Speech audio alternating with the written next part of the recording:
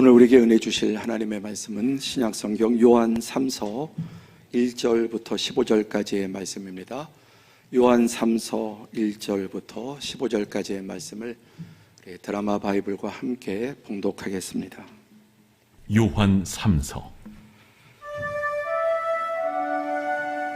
장로인 나는 사랑하는 가이오 곧 내가 참으로 사랑하는 자에게 편지하노라.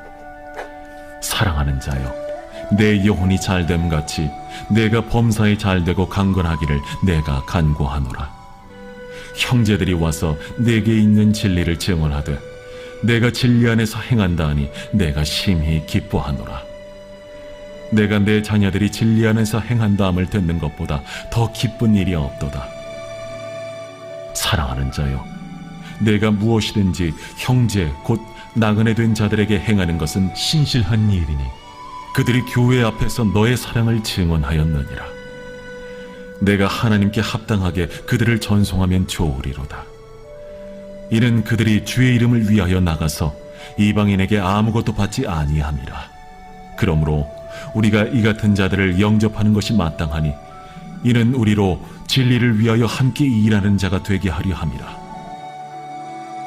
내가 두어 자를 교회에 썼으나 그들 중에 으뜸되기를 좋아하는 디오드레베가 우리를 맞아들이지 아니하니 그러므로 내가 가면 그 행한 일을 잊지 아니하리라. 그가 악한 말로 우리를 비방하고도 오히려 부족하여 형제들을 맞아들이지도 아니하고 맞아들이고자 하는 자를 금하여 교회에서 내쫓는도다. 사랑하는 자여, 악한 것을 본받지 말고 선한 것을 본받으라. 선을 행하는 자는 하나님께 속하고 악을 행하는 자는 하나님을 배웁지 못하였느니라. 데메드리오는 무사람에게도 진리에게서도 증거를 받았음에 우리도 증언하노니 너는 우리의 증언이 참된 줄을 아느니라. 내가 네게 쓸 것이 많으나 먹과 붓으로 쓰기를 원하지 아니하고 속히 보기를 바라노니 또한 우리가 대면하여 말하리라. 평강이 내게 있을지어다. 여러 친구가 내게 문안하느니라. 너는 친구들의 이름을 들어 문안하라. 아멘. 저는 지난 11일 동안 사도행전의 바울 사도가 다녔던 선교지 그리고 요한계시록의 소아시아 7교회 탐방을 다녀왔습니다. 하루 평균 500km 이상의 계속해서 이동하는 시간이었지만 많은 성도들의 기도 가운데 역대 가장 많이 버스를 타고 또 배를 타고 항공편 이동을 했는데도 최상의 컨디션으로 건강하게 잘 다녀왔습니다. 기도해 주셔서 감사합니다. 그리고 너무 성도들 또 보고 싶었고 오늘 이렇게 한 분 한 분 또 뵙게 돼서 너무나 감사하고 또 정말 이렇게 얼굴 보게 되어서 참 고맙게 생각합니다. 오늘 이 예배를 통해 오늘 이 요한 3서의 이 귀한 주님의 사랑과 축복의 말씀이 우리 모든 성도들 한 분 한 분 여러분의 말씀이 되기를 주님의 이름으로 축복합니다. 요한 3서는 예수님의 제자 중에 가장 사랑받는 제자라고 불리는 사도 요한이 기록한 하나님의 말씀입니다. 이 요한 3서는 요한 사도가 가이오라고 하는 한 개인에게 보낸 편지가 66권의 성경 중에 비록 한 장이지만 한 권의 성경으로 자리 잡게 되었습니다. 구약의 출발은 창세기, 출애굽기, 레위기, 민수기, 신명기, 모세가 기록한 5권의 모세 오경이죠. 그러나 성경의 이제 마지막 책들은 이 요한 사도가 기록한 5권의 책을 요한 서신이라고 합니다. 요한복음, 요한 1서, 2서, 3서 그리고 요한계시록 이 5권의 책은 성경에서 가장 뒤에 기록된 책으로서 모세가 성경의 문을 연 기록자였다면 요한은 성경의 이제 결론과 문을 닫은 사도라고 할 수 있습니다. 사도 요한은 12제자, 11제자가 다 순교했는데 그 중에 거의 학자들의 연구에 따르면 90세에서 100세까지 한 95세 보통 그렇게 보는 것 같습니다. 가장 오래 살았습니다. 그 당시에 90세를 넘겼다고 하는 건 정말 엄청난 기록이 아닐 수 없습니다. 그래서 예수님이 이제 승천하시고 또 사도들도 다 순교한 그 뒤에 홀로 남아서 우리 예수님을 대신해서 교회, 정말 예수님의 분신으로서의 역할을 감당했고, 또 예수님의 육신의 어머니인 마리아를 끝까지 예수님 대신 마리아를 모신 사도로도 알려져 있습니다. 저는 계속해서 지금 2월 한 달 동안 지난주에 우리 남 목사님이 설교하셨고, 교회란 어떤 공동체인가, 우리가 교회를 다닌다 그렇게 보통 말을 하는데, 교회란 어떤 공동체라는 것에 대해 바로 알고 또 오해가 없어야 믿음의 걸림돌이 제거됩니다. 근데 교회는 초대교회부터, 요즘 와서 교회가 뭐 이상해지고 타락해서가 아니라 교회는 처음부터 교회 안에 문제들이 있어 왔습니다. 심지어 예수님의 담임 목사인 12제자 중에도 가룟 유다가 있었습니다. 교회는 원래 그런 공동체라는 올바른 이해를 가지고 있어야 불필요한 오해나 상처를 받지 않는다는 말씀을 계속 드리고 있습니다. 교회 내적으로 많은 문제도 있었고 별별 가지, 사회가 교회 안으로 들어오니까, 사회에서 들어왔잖아요. 세상에서 그게 바뀌어 나가는 과정이기 때문에 많은 문제들이 있었습니다. 또 이단들도 일어났고, 요즘 와서 이단이 극상 부리는 게 아니라 초대교회 때부터 이단이 있었습니다. 그리고 외적으로 박해와 또 여러 환난도 있었습니다. 그러나 이 요한은 예수님을 대신해서 그런 초대교회 성도들을 돌보고 교회를 지켜내고 주님의 교회가 올바로 갈 수 있도록 이끈 위대한 사도였습니다. 이번에 제가 이제 사도행전의 그 선교 일정, 그리고 소아시아의 7교회를 이제 탐방하기 위해서 화요일날 새벽에 터키의 튀르키예로 이름이 바뀌었죠. 도착했는데, 도착하자마자 들은 소식이 대지진이 일어났다는 것이었습니다.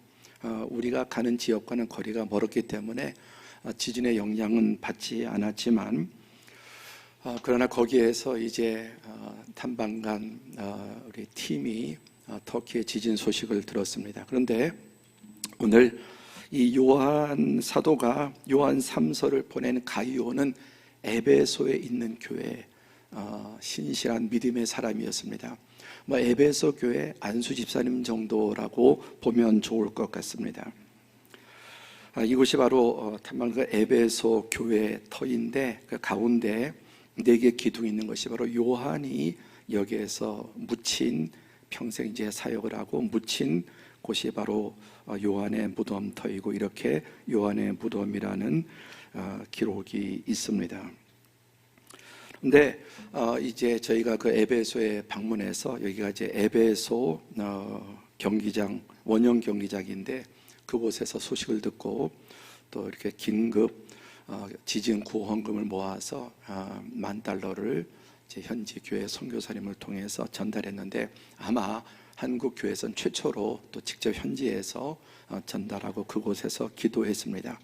이 장소가 에베소 원형 경기장인데, 사도들을 박해하고 사자들을 굶겨서 또 밥으로 내어주어서 갈갈이 맹수에 찢긴 그런 곳, 2000년 전에 그대로 이 보존된 곳에서 또 하나님의 백성들이 신앙 때문에 고난당하고 매맞고 조롱당하고 순교한 현장에서 이 예수님의 사랑으로 복음이 여기로부터 또 우리에게까지 왔기 때문에 전하는 그런 시간도 되었습니다. 오늘 말씀의 제목은 하나님의 가장 큰 기쁨입니다. 먼저 여러분 이렇게 한번 질문해 보시죠. 여러분에게 가장 기쁜 일은 어떤 일입니까? 사람이 가장 소원하던 게 이루어지면 가장 기쁘겠죠. 반대로 가장 슬픔은 가장 바라고 갈망하던 것 또는 사랑하던 것을 상실했을 때 슬픔과 아픔이 제일 클 것입니다. 그러면 우리가 가정을 이루고 자녀가 있는 부모라면은 자식을 가진 부모에게 있어서 가장 큰 기쁨이 뭐냐 하면 이 자녀들과 연관되어 있기 마련입니다. 자녀들과 전혀 관계없이 인생의 가장 큰 기쁨을 말할 수 있을까요? 저 역시 나에게 있어서 가장 큰 기쁨이 뭘까? 영적인 부분, 또 교회를 떠나 생각하면 뭐니 해도 우리 두 아들, 사랑하는 두 아들과 관계가 있습니다. 그 중에 우리 아들들이 정말 하나님을 경외하고 믿음 안에 사는 것, 그보다 더 큰 바램도 기쁨도 없고, 아무리 뭐 돈을 벌어줘서 뭐 자꾸만 이제 좋은 걸 해주려고 되게 이제 애를 씁니다. 그래서 계속 어저께도 보니까 차 또 최고급 뭐 차 이렇게 해서 아빠 이거 꼭 해주고 싶다고. 근데 사실 저는 전혀 정말 전혀 관심 없고. 근데 그런 마음이 이제 좋고, 그것보다 정말 기쁜 거는 하나님을 잘 경외하면서 가난하게 살아도 전혀 상관없어요. 아무리 어렵게 살아도 전혀 상관없어요. 정말 우리 아들들이 하나님을 잘 경외하면 저는 그것이 저에게 가장 큰 기쁨이 됩니다. 자, 우리가 하나님의 자녀인데 하나님께서 우리를 통해서 가장 기쁨을 받으시고 영광을 받으실 때가 언제일 거라고 생각합니까? 내가 크게 뭐 사업에 성공하고 내가 세상적으로 크게 유능해서 큰 일을 하면 하나님이 기뻐하실까요? 그렇지 않습니다. 그건 사람의 생각이에요. 자녀 되신 분도 부모님에게 정말 성공하고 돈도 많이 벌고 물질로 이렇게 하고 싶지만 뭐 다 좋죠. 그게 나쁜 일은 참 좋은 일인데 그것보다 더 중요한 게 있습니다. 정말 우리가 하나님의 가장 큰 기쁨이 되는 것은 이제 오늘 본문에 나와 있습니다. 나 주님의 기쁨 되기 원하네, 우리가 찬양을 부르죠. 오늘 이 시간에 예배를 통해 우리가 좀 하나님께 더 기쁨이 되면 좋겠다, 이런 마음이 우리 조금 더 깊어지기를 축복합니다. 하나님의 가장 큰 기쁨은 하나님의 가장 큰 아픔과 또 연결되어 있습니다. 오늘 요한 3서는 이 요한 사도가 에베소, 아까 보여드린 그 에베소 교회에 신실한 믿음의 사람인 가이오에게 보낸 편지입니다. 여기에는 정말 주님의 큰 칭찬과 또 기쁨과 축복이 가득 담겨 있습니다. 오늘 이 요한 3서의 편지는 빌레몬서와 더불어서 개인에게 보낸 사도의 편지가 성경 말씀이 된 겁니다. 중요한 것은 오늘 주님께서 이러한 마음을 가지고 예배하는 모든 성도들에게 이러한 마음을 가지시고 여러분 한 분 한 분에게 주시는 편지라고 하는 사실을 아멘으로 받기를 바랍니다. 오늘 본문에는 3명의 사람이 등장합니다. 첫 번째는 가이오인데, 가이오는 어떤 사람이다? 한마디로 환대하는 사람, 환대. 다른 사람을 대할 때 환영하고 사람을 귀하게 여기고 친절하게 따뜻하게 사람을 소 닭 보듯이 하는 게 아니라 사람처럼 보는 겁니다. 사람으로. 내가 세상에서 가장 귀한 존재인 전 다른 사람을 그렇게 따뜻하고 환대하는 것입니다. 쉽게 말해 영어로 웰컴하는, 웰컴. 정말 당신을 환영합니다.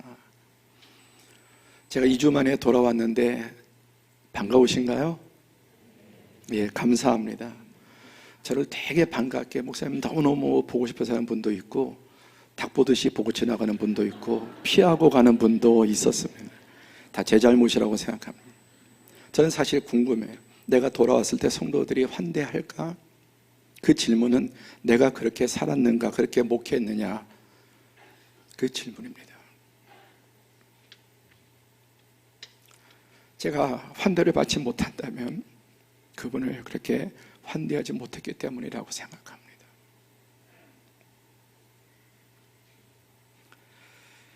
가이오는 환대하는 사람. 1절에 보시면 장로인 나는 사랑하는 가이오 곧 내가 참으로 사랑하는 자에게 편지하노라. 여러분, 그 당시에는 편지 보내는 게 쉬운 일이 아니었습니다. 이번에 저도 성경을 읽고 그냥 책으로 보던 그 지역을 직접 가면서 이 하나님 말씀이 생생히 살아있는 것을, 활자가 아니라 정말 이것이 살아있는 것임을 경험할 수 있었습니다. 카톡 보낸 게 아닙니다. 문자 보내고 뭐 이렇게 한 게 아니라 편지를 썼는데 편지를 전달하기에 대단히 많은, 몇 달이 걸리기도 하고 정말 많은 정성이 필요합니다. 요한 사도는 사랑하는 가이오 곧 내가 참으로 사랑하는 자에게 편지하노라. 사랑하는 자여, 내 영혼이 잘된 같이 내가 범사에 잘되고 강건하기를 내가 간구하노라. 이 성경의 가장 유명한 구절 중에 하나, 우리가 좋아하는 구절 중에 하나죠. 다 함께 시작. 사랑하는 자여, 내 영혼이 잘된 같이 내가 범사에 잘되고 강건하기를 내가 간구하노라. 이 마음이 누구의 마음입니까? 사도 요한, 더 나아가서 예수 그리스도, 우리를 향한 하나님의 마음인데, 오늘 우리의 모든 사람을 향한 하나님의 마음이 바로 이 말씀, 사랑하는 자요. 제가 오래전에 이런 제목으로 설교한 적이, 하나님은 당신에게 화나 있지 않습니다. 우리는 하나님이 나에게 화나 있고 하나님이 나에게 실망하고 그렇게 생각하지만 그렇지 않습니다. 혹시 오랜만에 나오셨습니까? 주님은 너무너무 반가워하시고 기뻐하세요. 너무너무 반가워 기뻐하세요. 하나님은 사람 같지 않습니다. 하나님은 결코 우리에게 화나 있지 않고 기다리시고, 그리고 우리 주님 앞에 나왔을 때, 그리고 이것이 바로 우리를 향한, 여러분 한 분을 한 분을 향한 우리 주님의 마음이고, 이 일을 위해서 십자가에서 대속의 죽음을 죽어주셨음을 믿으시기 바랍니다. 사도 요한은 주님을 대신해서 4번이나 최상의 사랑을 표현하고 있습니다. 이 가요란 이름 자체가 기쁨이란 뜻이에요. 기쁨. 참 이름의 뜻이 좋죠. 기쁨. 정말 이름대로 그는 하나님의 기쁨이 되었고 사람들의 기쁨이 되었습니다. 얼마나 이 가요가 귀했으면 이 한 개인에게 보낸 편지가 66권의 성경 중에 한 권이 되고 한 장이지만, 그리고 2000년이 지난 지금까지 우리에게 전해져서 많은 교훈과 감동을 주고 있습니다. 그럼 왜 이렇게 가요가 주님의 기쁨이 되었고 이렇게 최상의 사랑을, 이렇게 사랑과 축복을 받게 되었습니까? 3절에 보니까 형제들이 와서 내게 있는 진리를 증언하되, 말하는 정도가 아니라 증언하는 겁니다. 이 가요를 접한 사람마다 가요에 대해서 증언적인 말을 하는 거예요. 그 내용은 뭐 진리, 내게 있는 진리, 내가 진리 안에서 행한다 하니, 진리가 머릿속에 있는 게 아니라 진리가 그의 심장에 있고 그의 눈에 있고 그의 코에, 입에, 귀에, 그의 손발에, 그의 온몸에 진리가 삶에서 나타나고 있는 것입니다. 그 진리 안에서 행한다. 진리를 딸딱 암송해서 이해하는 정도가 아니라 진리 안에서 살아가는, 그걸 보니까 내가 심히 기뻐하노라. 우리 주님께서 가장 우리에게 기뻐하시는 게 무엇이냐? 우리가 진리를 알고 있는 것을 넘어서 진리 안에서 살아가는 것입니다. 아멘. 그게 비록 완전하지 않아도 진리 안에서 살려고 애쓰고 힘쓰고, 그런 한 걸음 한 걸음을 주님이 가장 기뻐하시는, 쓰러질 수 있고 뒤로 물러설 수 있지만 그래도 다시 일어나서 진리대로 살려고 애쓰고, 내 힘으로 안 될 때 절망하고 하나님의 은혜를 구하는 사람, 하나님은 그 과정 자체를 기뻐하시는 것입니다. 내가 내 자녀들이 진리 안에서 행한다함을 듣는 것보다 더 기쁜 일이 없도다. 그럼 진리가 뭐냐? 진리가 자꾸만 진리를 어떤 이데올로기적인, 철학적인 이런 관념적인 것으로 생각하는데 그렇지 않습니다. 진리는 인격이에요. 함께 보시고, 진리는 뭐다? 진리는 인격이에요. 예수 그리스도를 믿고 그를 구주로 영접하고 그의 제자가 되기로 한 사람의 삶에서 이 진리가 나타나는데, 그것이 인격으로 나타나는, 한마디로 그것을 환대하는 사람이에요. 하나님을 기뻐할 뿐만 아니라 사람을 기뻐하고 다른 사람을 환대하는 것입니다. 여러분, 점점 이 세상이 서비스가 아주 고급스러워지죠. 최상의 서비스라면. 근데 이해관계가 걸린 그런 서비스, 환대죠. 얼마나 요즘 환대합니까? 그런데 이해관계가 걸리지 않아도 이렇게 환대를 하는가? 그게 실체라는 것입니다. 그러면 이 가요가 진리 안에서 행하는 게 무엇입니까? 5절에 보니까 사랑하는 자여, 내가 무엇이든지 형제 곧 나그네 된 자들에게 행하는 것은 신실한 일이니, 형제, 특별히 나그네 된 자들, 가장 약하고 소외되고 이해관계가 전혀 없는 자가 나그네예요. 계약관계, 사업관계, 이권 관계가 아니라, 혈연 관계가 아니라 어떤 관계도 없어요. 그런데 예수 그리스도 안에서 형제로 가족으로 여기고 특별히 나그네 된 자, 스쳐 지나가는 자들, 그들에게 행한 것이 신실한 일이니 그들이 교회 앞에서 너의 사랑을 증언하였느니라. 이 가요를 잠깐 만나든지 며칠을 같이 지내든지 가요를 만난 사람은 가요에 대해서 증언 수준의 칭찬을 합니다. 교회 앞에서, 공동체 앞에서. 내가 에베소에서 가요 집사를 만났는데 세상에 이구동성으로 누구든지 가요를 만나 본 사람은 증언급의 가요에 대해서 칭찬을 하는 것입니다.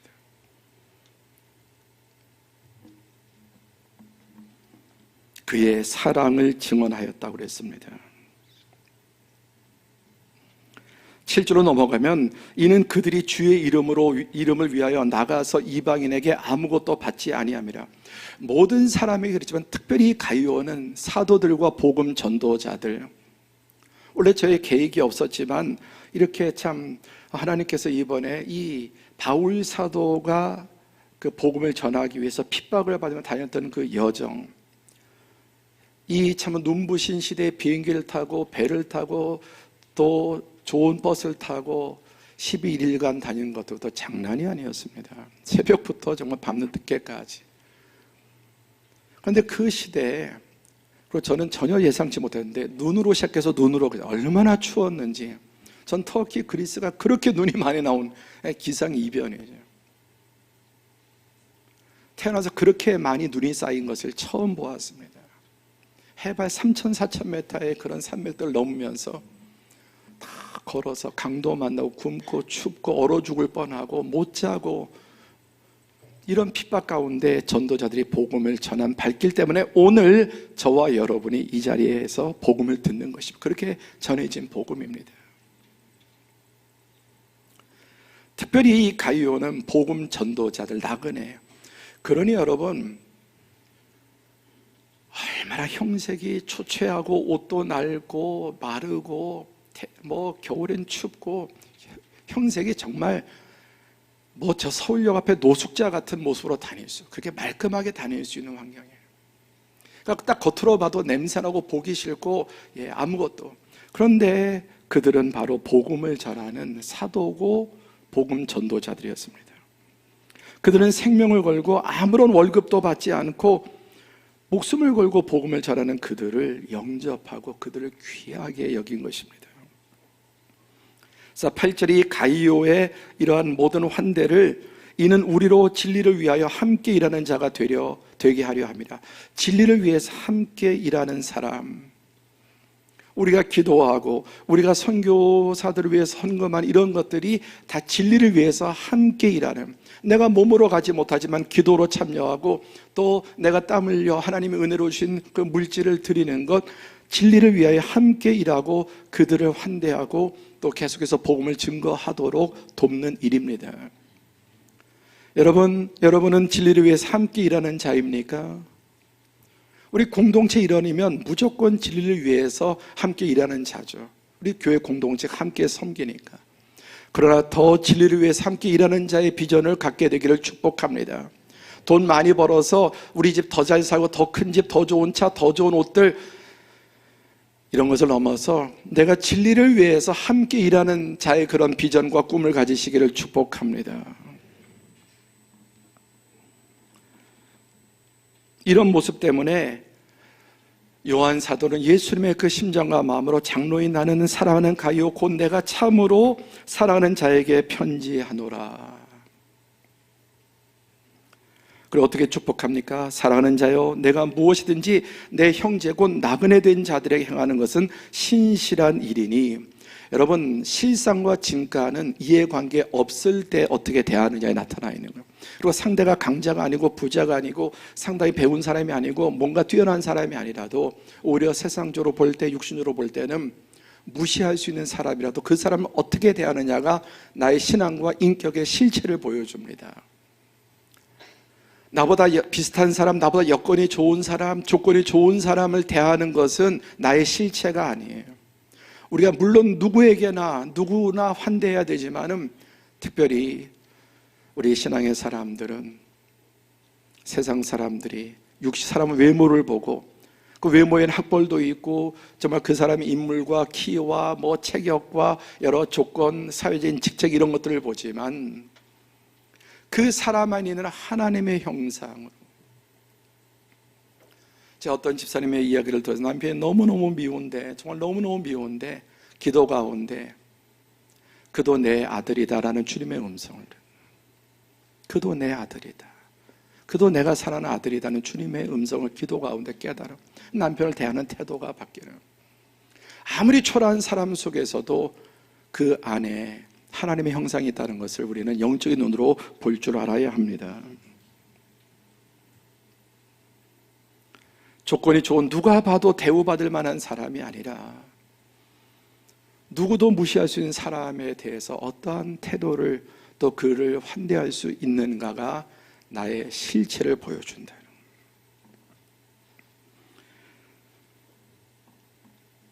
그들이 교회 앞에서 너의 사랑을 증언하였느니라.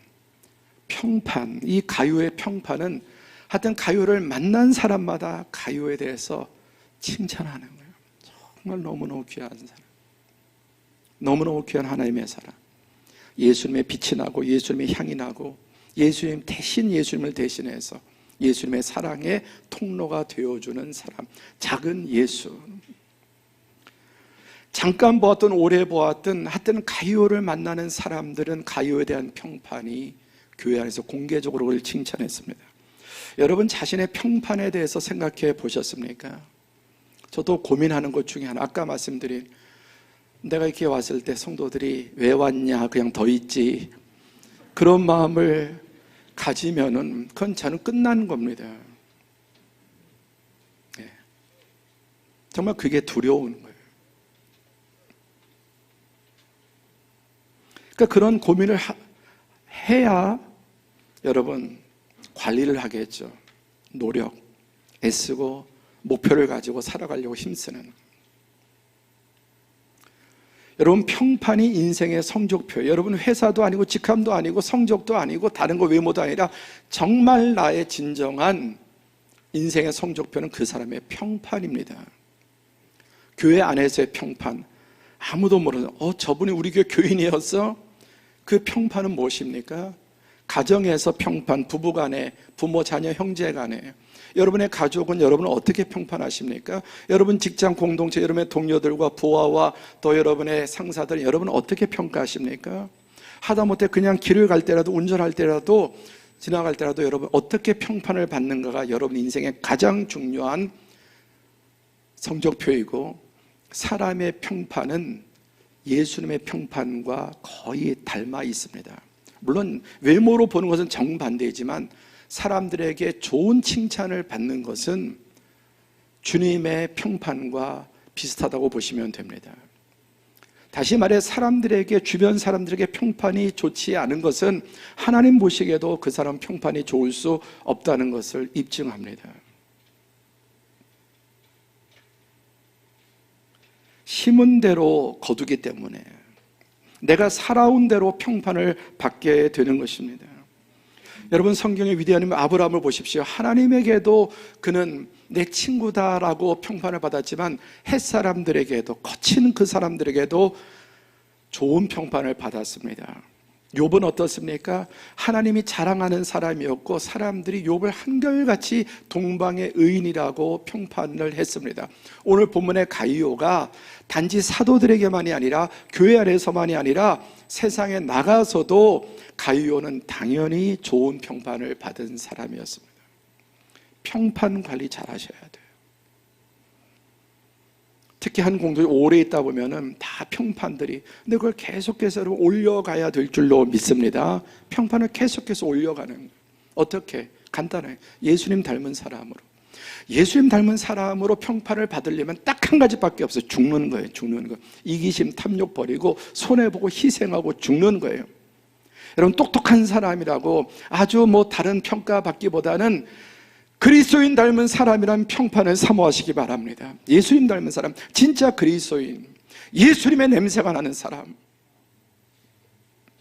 예수님의 향기가 나는 사람, 그것보다 좋은 평판은 없습니다. 성공한 사람, 부자가 되고 무슨 그런 평판 좋죠.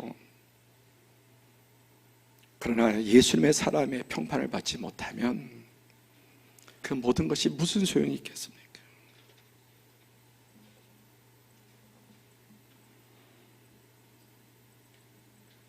그래서 13절에 보면 내가 내게 쓸 것이 많으라 먹과 붓으로 쓰기 원하지 않고, 지금으로 하면 뭐 카톡이나 문자로 보내지 않고 너무너무 보고 싶은 거예요. 너무너무 사랑하고 너무나 보고 싶은 사람, 같이 있고 싶은 사람, 함께 있으면 즐겁고 기쁘고 행복하고 떨어져 있으면 보고 싶은 사람이 있죠. 한번 꼽아보세요. 어떤 사람입니까? 그런 사람들이 함께 있으면 계속 더 있고 싶고 헤어지는 게 아쉽고 떨어져 있으면 너무너무 보고 싶은 사람 있잖아요. 다 누구나. 어떤 사람일까요? 근데 함께 있으면 부담스럽고 불편하고 괴롭고 화나고 시험 들고 안 보이면 편한 사람, 차라리 안 보면 편한 사람이죠. 그런 사람이 돼서야 되겠습니까? 혹시 나는 안 보이면 편한 사람 아닌가?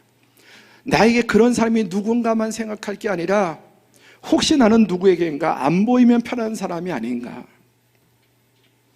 없는 게 도와주는 사람은 아닌가?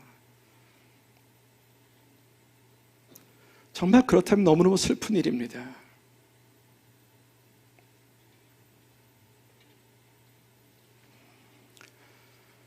함께 있으면 편하고 기쁘고 행복하고 힘이 되고 위로가 되고 나를 선하게 이끌어주는 그런 사람들이 더욱 되시기를 축복합니다.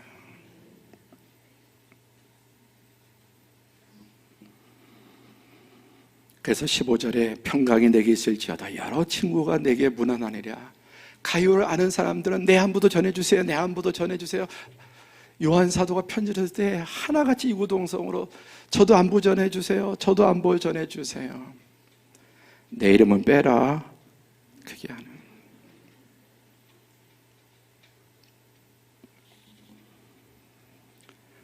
요한 3서의 두 번째 인물이 나옵니다. 디오드레베라고 하는, 이름도 좀 이상하죠? 가요는 기쁨이란 뜻이었습니다. 환대한다는 뜻이었습니다. 이 사람은 환대하는 사람이 아니라 배척하는 사람. 좀 강한 편, 주님이 이 사람을, 가요를 환멸하시는 거예요. 이런 종류의 사람을 가장 주님이 싫어하는 종류의 사람이 디오드레베 같은 사람이에요. 그런데 이 사람도 교인이라는 겁니다. 같은 에베소 교회 한 교회 교인이에요. 그런데 놀라운 것은 여러 가지 정황으로 봤을 때 이 디오드레베가 교회 중직이라는 것, 그게 더 심각한 문제입니다. 보세요. 내가 두어 자를 교회에 썼으나 그들 중에 으뜸되기를 좋아하는 디오드레베가 우리를 맞아들이지 아니하니. 디오드레베는 첫 번째 으뜸되기, 자기가 왕노릇하기 좋아하고 자기 영향력을 행사해야 되는 거예요. 자기 말이 통하고 자기 의견이 또 반드시 관철돼야 되고 사람들이 자기를 주목해야 되고 사람들이 박수받고 인정해주고 당신이 최고야, 당신이 최고야, 당신이 없으면 우리 교회가 안 돼, 뭐 이렇게 칭찬받기 좋아하고 으뜸되기를 좋아하는 디오드레베는 우리를 맞이해 특별히 사도들을 대적했습니다. 복음 전도자들을 왜? 그들이 오면 디오드레베의 위상이 뚝 떨어지는, 사람들이 다 사도들을 귀하게 여기고 사도들을 환대하니까, 그동안 사도가 없을 때는 자기가 왕노릇했는데 사도들이 오면, 복음 전도자들이 오면 성도들이 그에게 집중하니까 그게 너무너무 싫은 거예요. 그래서 사도들을 싫어합니다. 복음 전도자들을 싫어합니다. 교회인데 교인인데 말이죠. 그래서 10절에 그러므로 내가 가면 그 행한 일을 잊지 아니하리라. 이게 주님의 말씀이에요. 내가 가면 그 행한 일, 이 디오드레베가 지금까지 행한 일을 내가 결코 잊지 않겠다. 어떤 일을 했으면 그가 악한 말로 우리를 비방하고 이 귀한 사도들, 복음 전도들을 비방하고 또 없는 말을 지어내고 모함하는 일을 합니다. 악한 말로 비방합니다. 오히려 그것도 부족해서 형제들을 맞아들이지 아니할 뿐만 아니라 맞아들이는 자를 금하여 교회에서 쫓아내는, 주님의 마음으로 주님의 이름으로 이 복음 전도자들을 환영하는 성도들 교회 안에서 쫓아내요. 그러니까 상당히 영향력이 있었다는 것입니다. 여러 가지 정황과 학자들의 연구를 볼 때 이 디오드레베는 이 에베소 지역에 사회적으로도 꽤나 출세한 사람, 돈도 있고 신분도 있고, 그러니까 그걸 그대로 교회 안에 갖고 들어와서 교회 안에서도 사회적인 신분과 돈을 가지고 교회 안에서 영향력을 행사하는 거예요. 이따금 그런 교회 교인들이 있습니다. 특히 돈이 많은 사람들, 사회적인 신분 있는 사람이 알게 모르게 교회 안에서 영향력을 행사하려고 하는데, 향기가 아니라 힘으로 세상적인 어떤 지위를 그대로 교회 안에 가져 들어와서 교회 안에서도 인정받고 싶어 합니다.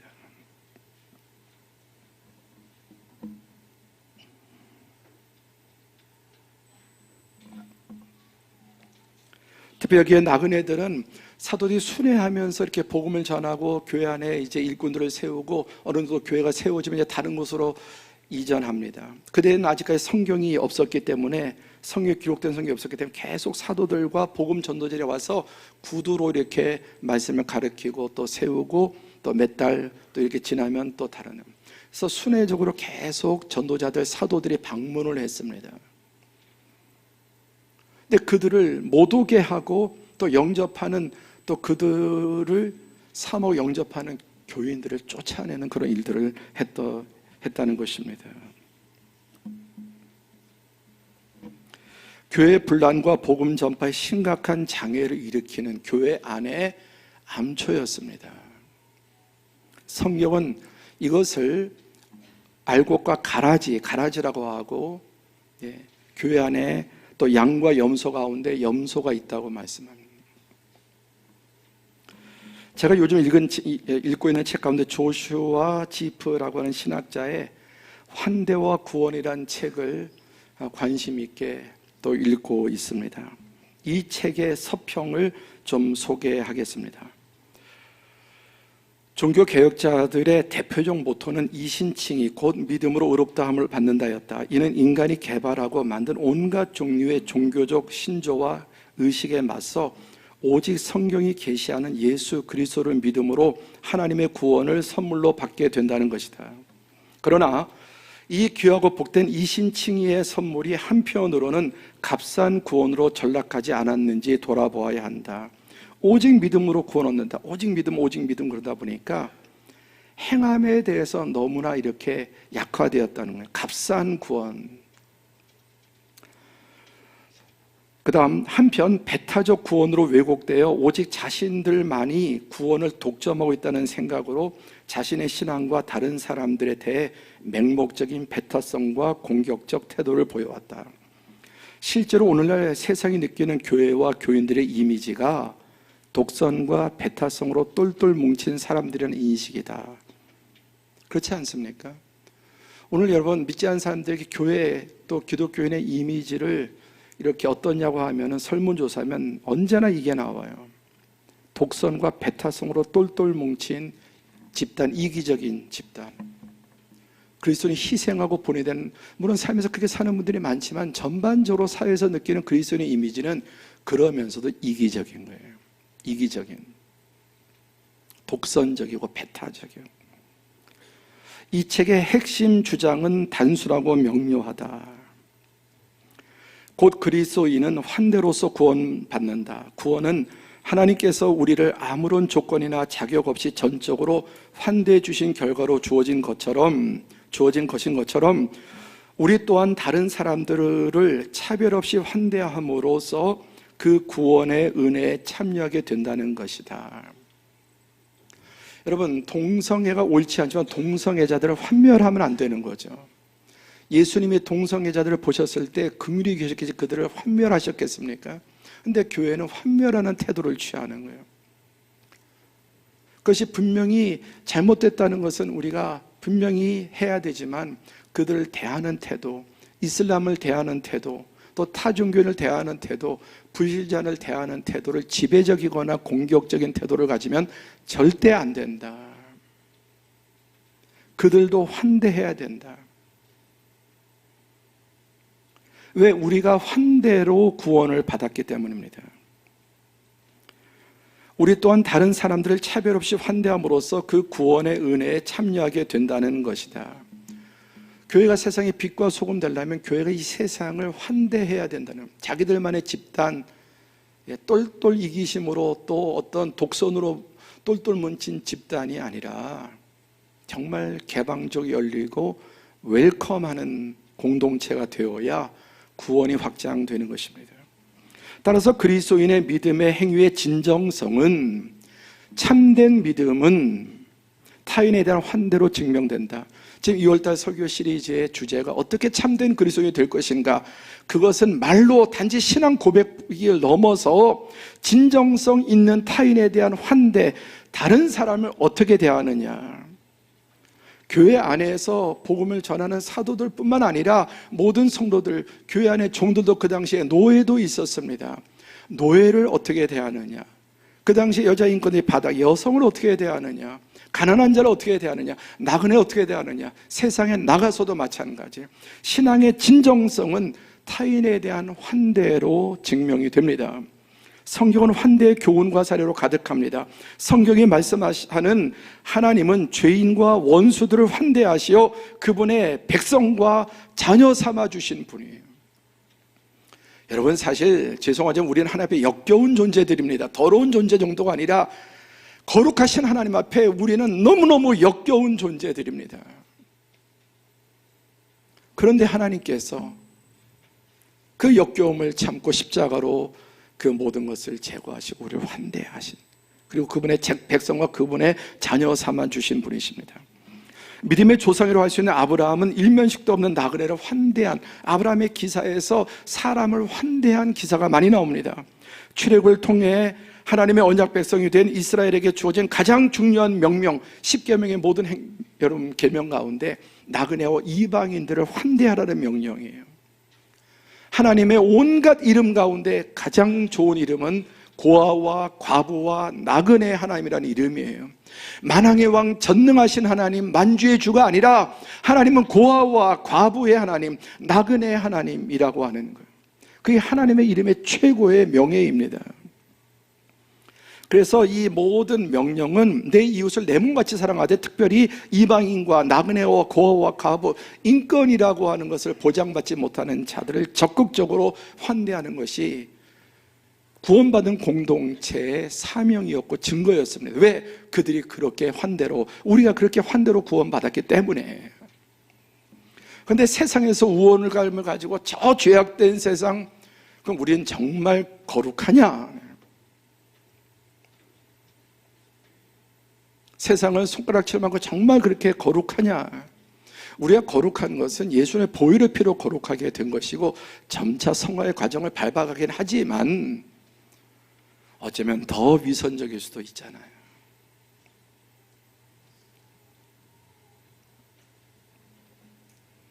함께 읽어보자. 시작. 무엇보다 인간의 몸을 입고 구원자로 세상에 오신 예수 그리스도는 하나님의 소극적인 세상 환대를 넘어 아무리 불러도 오지 않는 반역자들 찾아오신 하나님의 적극적인 환대를 성취하기 위해서 오신 분이라. 누구든지 와라. 근데 아무도 오지 않습니다. 그러니까 찾아 나서서 올해도 오지 않고 찾아오셔서 육신의 몸을 입으시고, 예수님 어디 가셨습니까? 그 다음에 보면은, 그리고 실제로 그의 생애는 죄인들 즉 세리, 매춘부, 장애인, 이방인, 가난한 자들 초청해서 식탁 잔치를 배설한 다음 그들과 더불어 먹고 마시며 하나님의 환대 잔치를 실천하신 삶이었습니다. 이번에 저희가 이 탐방 중에 가장 인상적인 것 중 하나가 장애인을 최우선적으로 대한다는 거예요. 공항에 가도 옛날 같으면 가장 여러분 사실을 대우받지 못하고, 그런데 따로 휠체어로, 우리 같이 가신 분 가운데 좀 신체가 불편하신 분이 계셨어요. 1번으로 제일 먼저 극진하게. 비즈니스석도 그렇게 안 모십니다. 퍼스트 클래스도 그렇게 여러분 모시지 않습니다. 공항 직원이 언제나 최우선적으로 통과하는, 빠르게 노인과 약자와 또 임산부와 장애인 통로가 따로 있습니다. 언제나 1번 순위는 약자를 제일 먼저. 세상이 그렇게 바뀐 거예요. 지금 사회도. 우리가 그런 걸 보고 자라지 않았습니다. 사실 근데 지금 여러분 세상도 그렇게 사실은 돼요. 그러나 또 그 이면에는 돈으로 모든 계급이 정해져 있기도 합니다. 예수님은 실제로 이 생의 죄인들, 즉 세리, 매춘부, 죄인의 국가대표라고 할 수 있는 창녀, 세리, 장애인, 이방인, 가난자를 초청해서 식탁잔치, 가족으로. 여러분, 종교인들은 인사도 하지 않았습니다. 집에 절대 들이지 않았습니다. 그런데 예수님은 그 방에서, 그 집에서 주무시고, 사귀어 내가 오늘 너희 집에 유하겠다. 식탁 잔치를 배설한 다음 그들과 더불어 먹고 마시고 하나님의 환대 잔치를 실천해요. 바리새인 서기관들이 가장 예수님을 비판한 게 뭐냐면 그는 세리와 창녀들의 친구다라는 비판이었거든요. 세리와 창녀들의 친구. 그게 예수님의 사실은 최고의 칭호였습니다.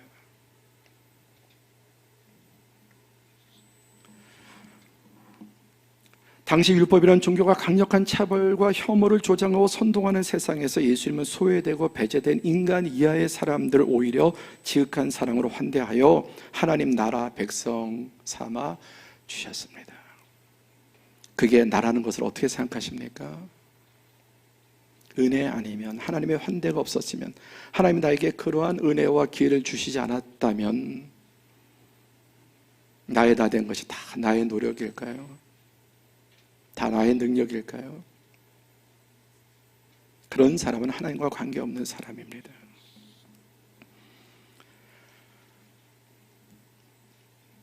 좀 길게 인용하자면 워낙 중요한 말.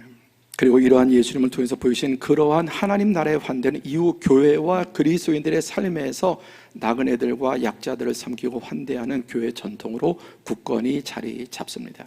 이게 진짜 교회, 그 칭송을 받는 교회가 됩니다.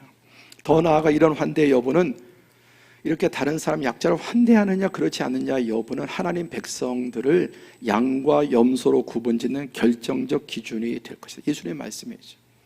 교회 안에 알곡과 가라지가 있고 양과 염소가 있는데 가라지냐 염소냐 아니면 알곡과 양이냐는 것은 약자에 대한 환대로 결정된다는 것입니다.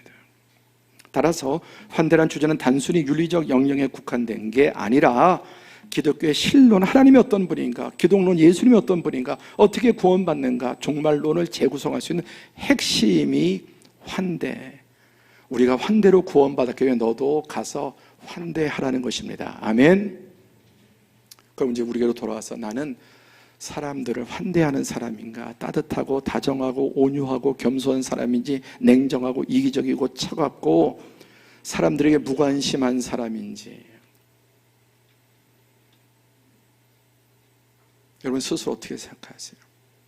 타고난 성향이 그렇다 할지라도 예수님의 영이 그 안에 계시면 가만두지 않아요. 예수님의 영은, 예수님의 마음은 내 타락한 악한 본성대로 살도록 내버려 두지 않습니다. 우리 여행을 같이 좀 해보면 사람을 알게 되잖아요. 제가 이번에 같이 또 여행하면서 좀 불편한 분이 사실 있었어요. 말하는 것마다 걸리고 왜 저렇게 행동을 하실까? 왜 저렇게 말을 할까? 참 불편해서 나도 모르게 자꾸만 이렇게 그분과 멀리, 또 그분이 이렇게 있으면 이렇게 좀 가까이 안 가고 그렇게 되더라고요. 그러는 가운데 제 마음속에 너의 지금 이 마음으로 하는 생각과 네 모습을 지금 주님이 보고 내가 보고 있다는 음성이 들리는 거예요. 겉으로는 티를 내지 않죠. 그러나 제 마음속에 부대끼는 거예요.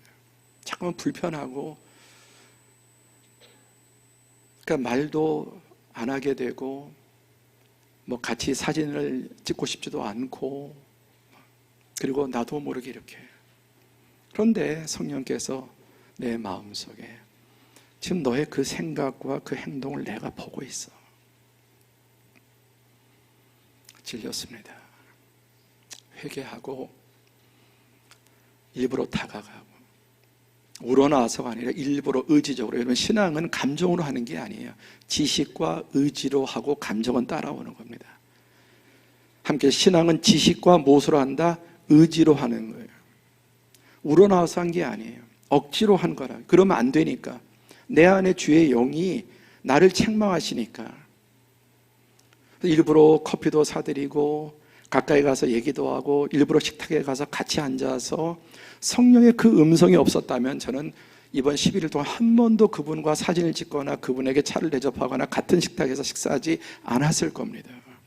내가 한 게 아니라 내 안에 계신 성령께서 내 자연인 죄악성의 교만을 내버려 두지 않고 내가 지금 너 마음에 생각하는 거, 너 겉으로 안 그런 척하지만 네 마음속에 어떤 생각하고 있는지, 그도 내가 택한 종이고 내가 쓰는 사람이야. 네가 뭔데 네 기준을 가지고 회개하고 의도적으로 일부러 신앙생활은 그렇게 하는 거지. 뭐 우러나올 때도 있지만 우러나오는 사람에게 대하는 게 아니라 우러나오지 않는 사람에게 어떻게 하느냐. 왜? 내가 아니라 예수님의 영이 내가 그렇게 행동하도록 허용하지 않는 것입니다.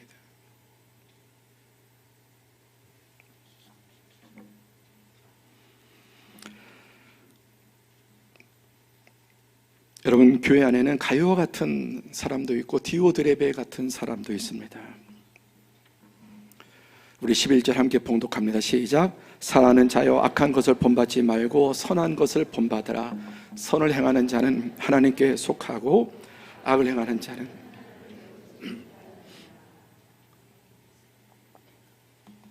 입술의 고백을 넘어서 내가 하나님에 속했는가, 하나님께 속하지 않았는가, 교회 안에 염소냐 양이냐는 것은 우리의 선한 것을 모델로 삼고, 그리고 그런 우리의 자연적인 모습을 성령께서 책망하시고 말씀의 지식이 너 하나님 앞에 역겨운 자야, 토해낼 수밖에 없는, 하나님이 가장 싫어하는 스타일의 사람 주인이야. 그런데도 찾아오셔서 환대하시고, 환대할 수 없기 때문에 예수님의 십자가의 대속의 죽음을 통해서 우리의 죄를 덮으시고 환대하시고 자녀 삼아 주신 것입니다. 사랑하는 자여, 악한 것을 본받지 말고 선한 것을 본받으라. 오늘 이 예배를 통해서 다시 우리 자신의 하나님 주신 하나님의 음성으로 듣고, 여러분 결국 가정에서 내가 가장 가까운 아내를 어떻게 선대하고 환대하는지, 자녀들, 부모, 형제들, 그리고 교회 안에서 혹시 불편한 사람 없습니까? 있습니다. 있어요. 시험 들 수도 있고 그런 겁니다. 그게 교회입니다. 계속해서 제가 교회를 오해하지 말아라. 그게 신앙의 큰 걸림돌이 된다. 나와 안 맞고 왠지 싫고 말하는 게 거슬리고 가까이 하고 싶지 않고, 신앙은 지식과 의지로 하는 거예요. 그리고 싫어도 억지로 굴복하는 겁니다. 굴복하지 않으면, 그리스도의 영에게 굴복하지 않으면 우리가 사단의 영에 굴복하는 것밖에 되지 않습니다.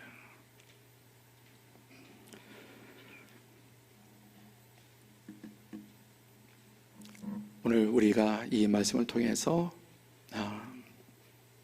디오드레베 같이 배척의 사람이 아니라 교회에서도, 가정에서도, 우리 형제 간에서도, 가족 가운데서도, 그리고 직장 사회생활 가운데, 오늘 말씀 가운데 여러분 의지로 결심하시길 바랍니다. 내가 용서하고 다가서고 회개하고 모든 사람들 환대하는 삶으로 한 걸음 더 나아갈 수 있는 은혜와 복이 있기를 축복합니다.